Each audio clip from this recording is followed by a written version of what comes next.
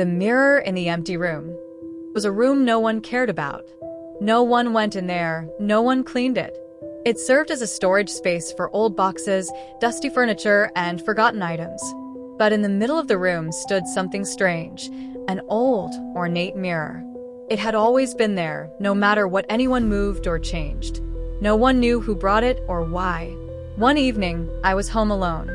Everyone else had gone away for the weekend, and I decided to finally explore that room. As a kid, I'd always been curious about it, but I never dared to stay too long.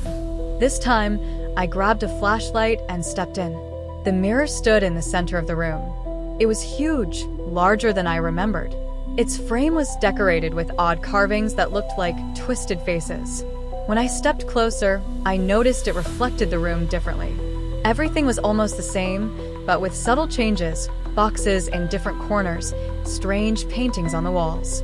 But what truly unsettled me was my own reflection. It moved slowly, delayed, as if the mirror was watching me and deciding what to show. I waved my hand, but the reflection reacted a second too late. Then it started to smile. I wasn't smiling. It's just a silly optical illusion, I told myself.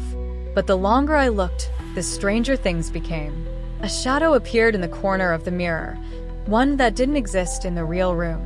It moved closer, but I couldn't bring myself to turn around. Then, I heard footsteps behind me. I spun around quickly, but there was no one there. When I looked back into the mirror, my reflection was gone.